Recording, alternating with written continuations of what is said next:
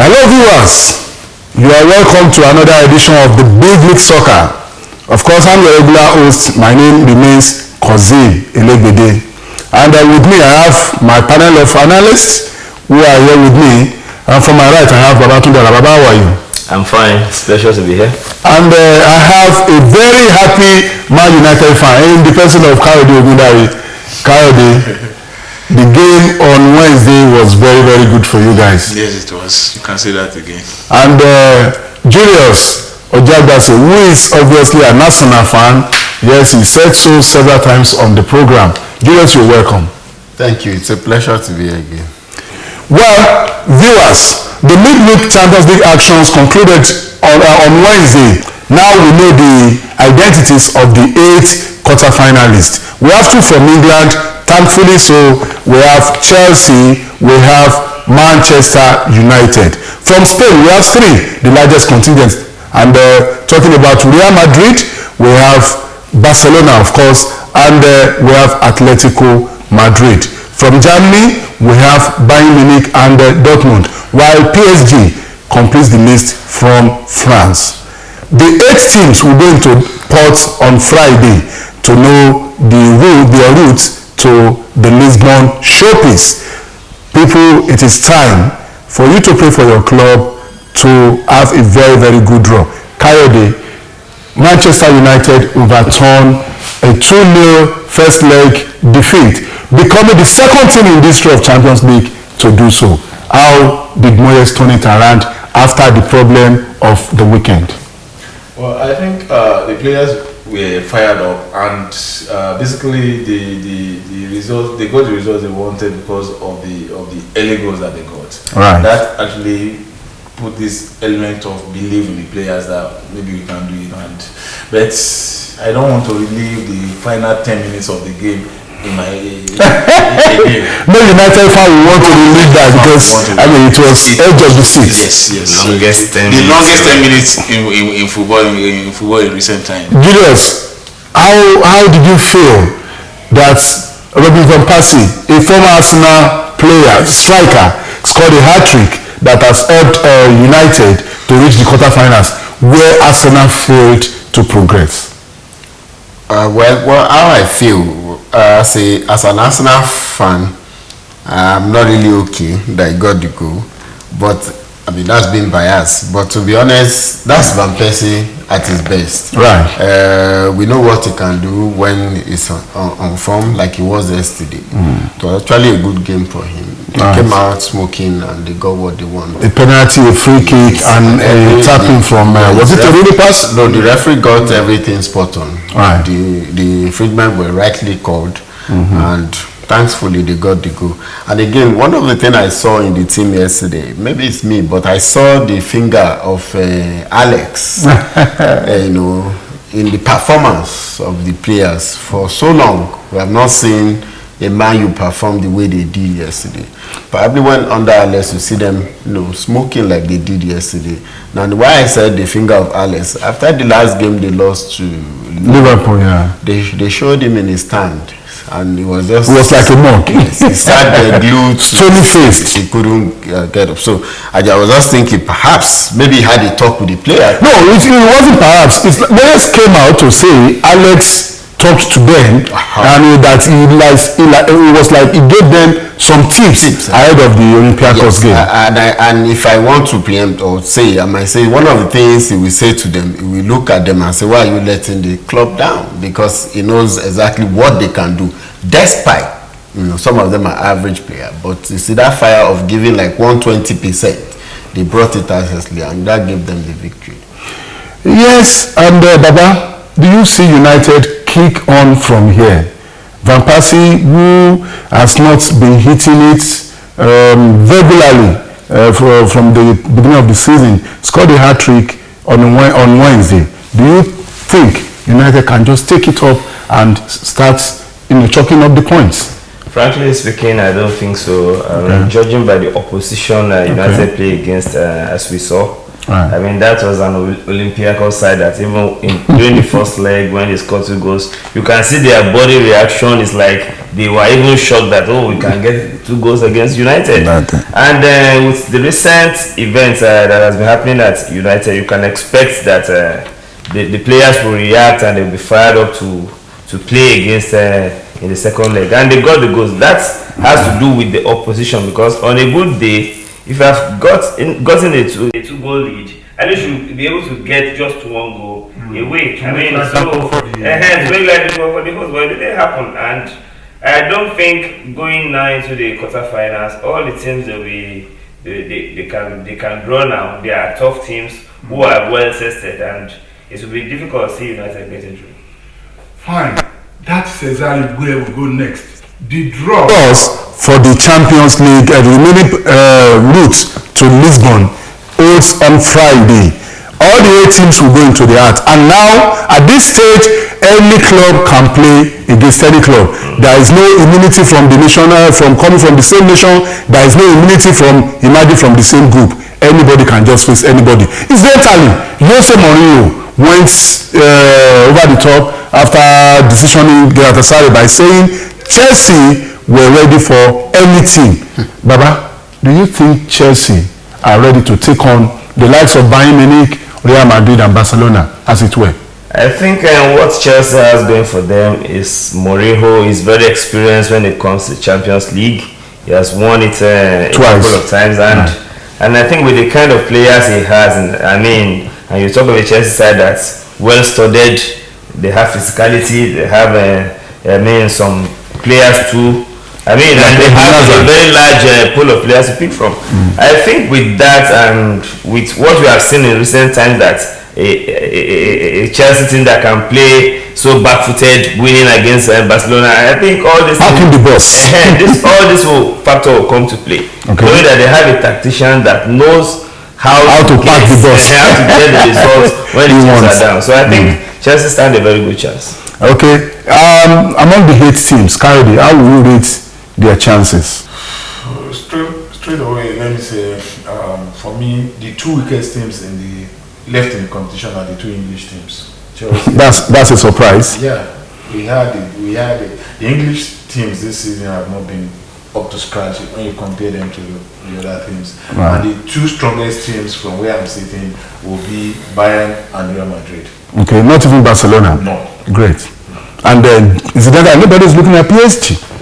PSG would become a force in the very near future, but they are not there yet. There's this X factor that they are still missing. And even with Zlatan Ibrahimovic. Everybody think PSG, you think Zlatan. Right. So that's why I said on the good day, what happens on the night when Zlatan goes to sleep, it doesn't come. But there are other players. They have a They have been conditioned to believe in Zlatan. So what happens when it doesn't come to the party? That's why I said they are not there yet. Maybe in a season or 2 they may be among the big boys, but for me, I would say if they can scale through from the in the champion, for the quarterfinals, then maybe they will have a better play. You see, this is my thought. In spite of what Kayode said, Julius, Kayode said the 2 English representatives, the main representatives, are the weakest. And I feel, in all honesty, United could surprise all of us. And I say this with precedence.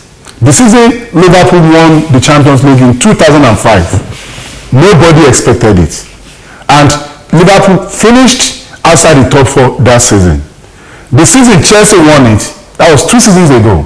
Nobody expected. They looked similar to the current United team in shambles, with a coach that looked like he didn't have anything upstairs. They finished outside the top 4, but they went all the way in the Champions League. Do you think United could make it 3 times? Lucky for the English clubs. Well, I would have loved to think in the direction which you are thinking from, but to be honest, I do not see that happening again. Okay. Why? Okay, because when you talk about United, it's a club that have history. when it comes to the Champions League. So I don't think any team right now will play Man United, no matter who is sitting at the dugout, and feel they will just run through them. So I think it's going to be anything that is paired with them will come prepared, because it is Man United. And the fact that they've got to this stage of the tournament, you don't underrate anyone. And I like the fact that they could surprise everybody. But if you look at the Chelsea that we are talking about, they have a tactician in quotes that have been the part of the system of Chelsea. All right, that was brought back. Okay, that was able to manage the old players. But in your wildest dream, will you have said that Roberto Di Matteo will go all the way? To be honest, no, because the same way we're looking at Moyes, a coach who has not won anything appreciable like Di Matteo. Yeah, but handling a team that looks so much in disarray. But the reason why it's a little bit different is the fact that before Di Matteo was given that job, right, there was AVB Villas-Boas and Villas-Boas, and one of the problem he had was the fact that he left the senior players out. So that was an issue. There will be issues, there will be problems, but the truth of the matter is nobody saw it coming. We didn't. But I'll just say the factor. So United fans, I'm on your side. I'm telling you, don't lose hope. Keep faith. Can I say this? Yes. Ordinarily, I should be very, very happy with all this prophecy. I'm not a prophet. The Chelsea side that we're talking about that won the Champions League 2 seasons ago, the way a team in shambles, like you said, but they had something going for them. They had battle-tested players, right, and they had a coach who had only one game plan. Right. It was pack the bus, put 11 players behind the bus, and it's a knockout. Because that's what Chelsea needed at that time. Yeah, it's a knockout competition. And the fact that Chelsea are used to that. As they are used to that. So what they did was put 11 players behind the ball, strike on the counter. If you're lucky to get the goal, just sit on it. And United, our DNA is slightly different. Yeah. Moyes could just work wonders, could just put that in your DNA. There is a drawback factor. Yes. In the Chelsea that won the Champions League. There was no drawback factor in Liverpool that won the Champions League. No, listen. Sorry, was that Liverpool team? I think the Liverpool team wasn't that bad. It wasn't in shambles, but it wasn't a very good team. We had a Jimmy Traore for a fullback. We had a Jazzy Dudek as a goalkeeper. Okay, so those two alone, when you take away. Sorry, there was something about that Liverpool. And there was a Milan Barros as the striker. Attitudes they have. Wait, gentlemen, let's hear ourselves one by one. There was something about that Liverpool team that you guys are saying they are not good. What was that? There was this. They were two Liverpool team in 2005. Right. There was the Liverpool of the Champions League and Liverpool of the EPL. Yes. When they play in the EPL, I don't get to watch them. That's a confession. Right. But when they play in the Champions League, they are a different side altogether. So that spirit was powering them to. You see, Kyle, this is the point I'm making. The Dia personality is actually going for United this season. Look at United's run in the Champions League and look at their run in the league. So, you see, it's good for you not to be so optimistic, but it's a possibility. Yes. I have seen United playing this season. When you look, to be honest, the fixtures has favored United up to the point. Yeah, exactly. So, and you could still favor them on Friday. Well, and no, there won't be a favor with the teams that are left. Okay. So that's where the problem is. They could be favored if they don't get a Bayern, a Real Madrid, or a Barcelona. I fear Atletico most. And why are you thinking we should get Atletico? No, hold on. I am not saying. Gentlemen, it's okay for now. The draws hold on Friday. Like I said, guys, pray for your clubs. As for those of us who don't have clubs there, we just sit back and enjoy the show. We go to the big league clashes of the coming weekend, and it doesn't come bigger anywhere in the world than the Spanish El Clasico, where arguably the two strongest clubs in the world tackle, where they tango, talking about Real Madrid and FC Barcelona. But before we go there, we want to talk about a lesser derby, a lesser Clasico. Please, Arsenal fans and Chelsea fans, forgive me, but that is the fact. That is the fact. Chelsea owes Arsenal, and of course there is no love lost between the two clubs, especially their managers. Mourinho will not be sitting on the bench on Sunday when Arsenal come calling. It is going to be Arsene Wenger's 1000th game in charge of the Gunners, and 3 crucial points, which could push either club closer to the title dream are at stake. Julius, what is your take on this? Well, I think it's going to be an interesting game. I'm talking from the footballing angle of it. The fact that Mourinho will not be sitting on the bench doesn't really, I don't think it really change anything as it were, because in as much as the Chelsea are going to be missing 2 key players on that day, exactly, Arsenal have the loads of injury, what players that could influence the game. They are all not available. So I don't really see, if I'm talking for prediction, I don't really see Arsenal, winning that. The worst that can happen if they put up a good fight, maybe a draw, but I don't really see Arsenal. I still see Chelsea still picking up points. Great. Kayode, you are the chief pundit now, going by your predictions last week.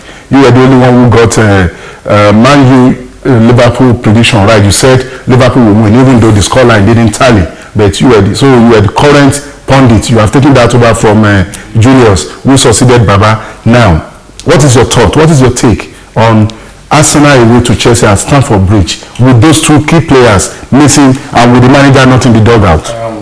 First of all, let me say this: that the fact that Mourinho will not be will not be sitting on the bench does not really matter. Knowing Mourinho for who he is, I expect some drama to play up. He might end up being put in the putting phone having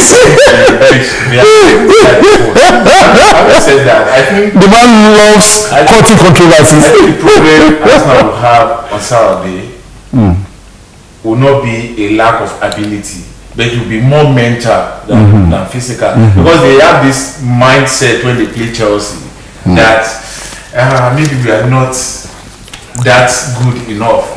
So, and with instinct, they tend to want to play for a draw. Fine, maybe once or twice they get the odd win, but coupled with the fact that the Wenger has not succeeded in getting a win over Mourinho in 10 attempts. Psychological. So that's why I said it's a mental thing now. You have to break down that barrier first. And sorry, I don't think it's just going to be.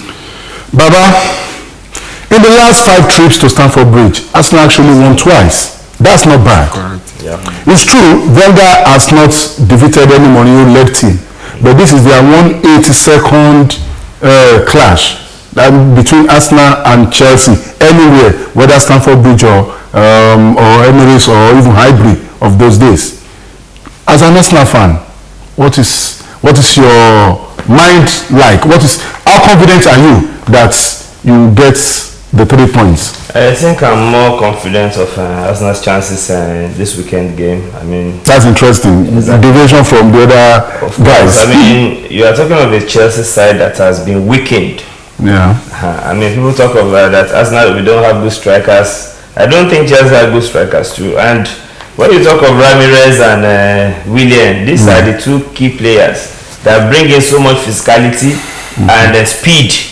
I mean, into the game for Chelsea. Those are the ones that do the dirty job for people like Hazard and the rest of them to do all their mavericks. So I think with those 2 key players out, I'm seeing maybe Mourinho too not in the dugouts. Then he'll be coming out maybe with Mikel or David Luiz or Frank Lampard. I'm just trying to picture what he's trying to do. I think, and with the new arrival, that's Matic. So I think Arsenal should be able to cope better because we are playing against the weekend side, and now because that game will also be a very key one in that. It could make or the title aspirations of anybody. There is Wenger's 1000th match. So I want to believe that the players should rise to the occasion. they might not win the game, but I don't think Arsenal will depart Stamford Bridge without a point. The fact that it's going to be as a Wenger 1000, I don't think it's going to influence the. No, but in most cases, let me tell you why. Wait, as Wenger celebrated his birthday. Yes. He was busy at birthday is different from. I'll tell you. In most cases, I have noticed even this season when they say somebody clocks 50th game or 100th game or 600 and something game, you discover that they will just turn up trumps in those matches. It has happened a lot this season. Gerrard, for one, we had Sterling who played his 50th and scored that same day.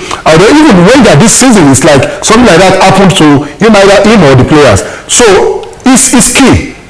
It's a motivational thing, and the fact that Arsenal didn't have any midweek engagement. Julius, do you think that could play into the advantage? To be honest, I will repeat, I don't see that happening. You have just chosen to be pessimistic today. I am an Arsenal fan. Yeah, but you have chosen to be a pessimistic Arsenal fan today.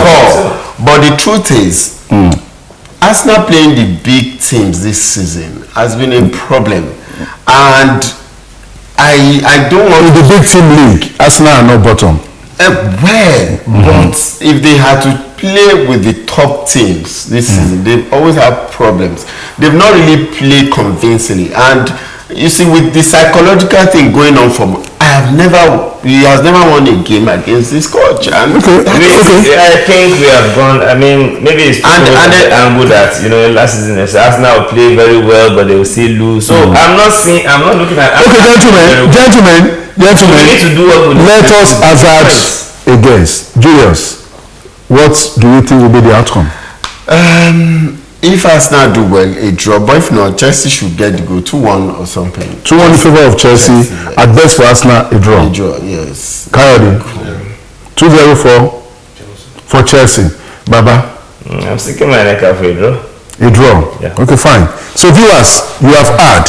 And you can also quickly make your guess and post it to us before the kickoff on Sunday. Be sure anybody who gets it right will get mentioned here next week when we convene again for the big league soccer.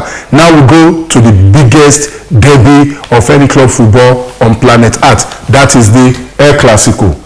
When we say El Clasico, now, today, or in the last 3-4 seasons, you just remember Ronaldo versus Messi. But this season in particular, there have been other players on either side who can reasonably stand, shoulder to shoulder with Ronaldo and Messi. Talking about Neymar and Gareth Bale. So, Real Madrid have 4 points advantage over Barcelona. Real called the shots on the log now. Barcelona are third and 1 point behind Atletico Madrid. This El Clasico, Claudio, what is your thought? I think Madrid, it's always good to be in a position of strength when you go into battle, and I think Madrid are in the strongest position possible going into the game, and they play very, very well. They played very fine. Ronaldo has been their talisman. Has been most often than not getting the goals for them, but it is not a one-man team as you would think, because we saw when he was out of the game for like 3-4 games. Yes, Real still kept winning.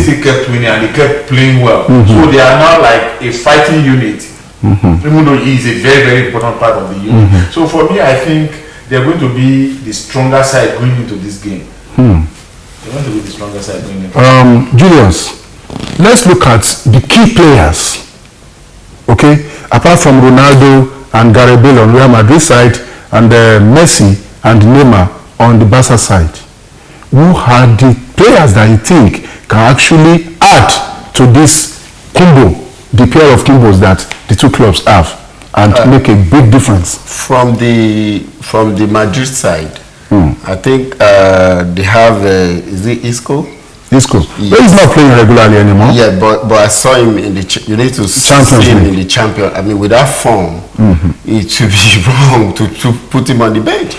He has hand in all the goals. I mean, from Luka Modric on the bench, well, will you put Luka Modric on the bench in a game of this magnitude? That's when you say players that could show up in this game, aside from the ones we know. Right. He, with the game I saw over the weekend, Yeah. it's in front.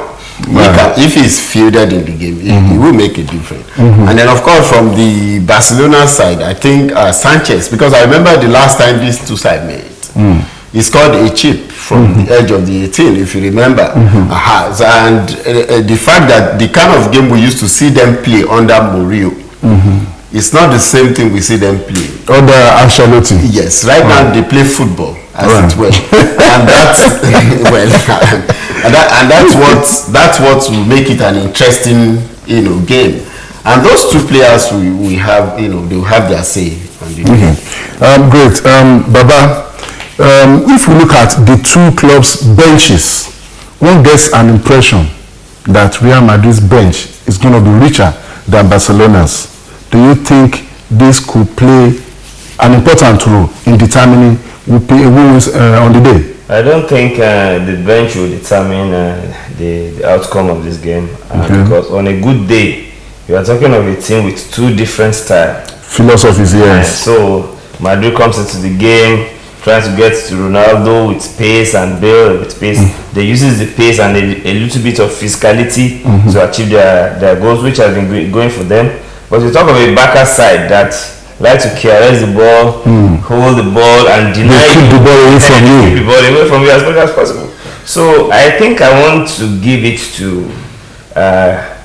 I'm tipping Barcelona if they can get into their elements. I mean, to keep the ball away from to frustrate Bale and the like. I think I'm tipping them to have. Well, it's obvious Barca have to win. Because I mean, exactly, and they are 4 points. They are 4 points behind Real Madrid. Yeah. If they lose that match, it's as good as kissing their title goodbye. Yeah.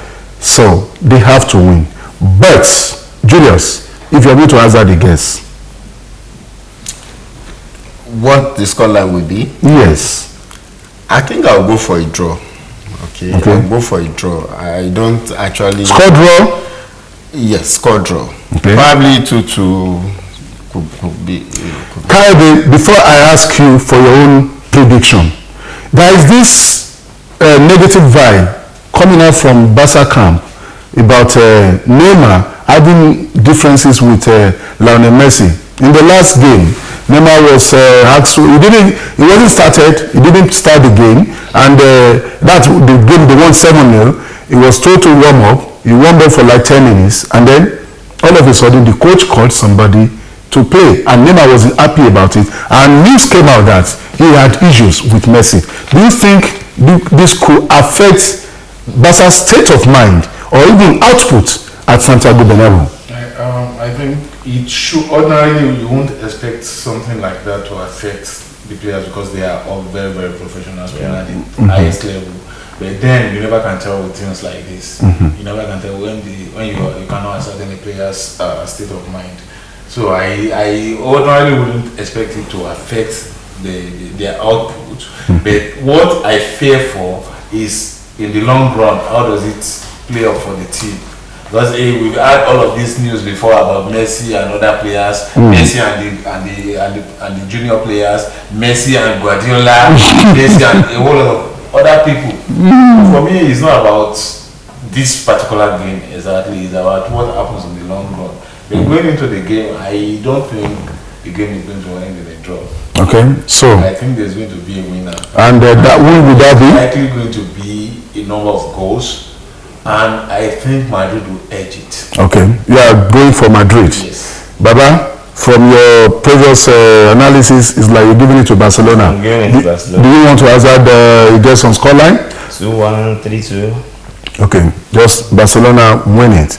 Well, viewers, in view of this, Atletico and a lot of neutrals will go for a Barca win because that would make the league very, very exciting, like what is happening in the EPL. We still have to talk about the other big leagues in Europe, talking about the French league, the Italian league, and of course the German Bundesliga. Never mind that the leagues are almost decided, because in Germany, for example, Bayern Munich are leading by a whopping 23 points, and what we have there, just 9 matches to go, so it's almost decided. This weekend, Bayern are away to mid-table Mainz, while in Italy, where Juventus are leading by 14 points ahead of AS Roma, and they are away to Catania, which a match where they are almost guaranteed another 3 points, because Catania are almost as good as dead, they are relegated in the Serie A.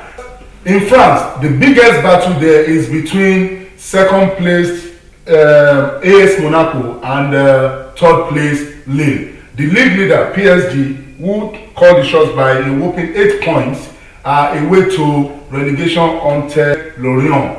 So that is the roundup for the big leagues in Europe. So, but the hottest league in the world remains the EPL, where you have as many as 4 clubs likely to win, possibly 6 clubs jostling for top 4. And when on Sunday Real Madrid tackled Barcelona, people are saying it's going to go their way, it's going to go Barca way. Viewers, why not you answer your own guess and post your verdicts to us, and whoever guesses right, we also get a mention here when we convene here again next week to review these big matches. Kayode, thank you so much for coming. Baba, thank you so much for coming. Julius, it's a pleasure to have you back on the show. It's me, Kozim Olobide, saying have a nice weekend. Ciao. Thank you, sir.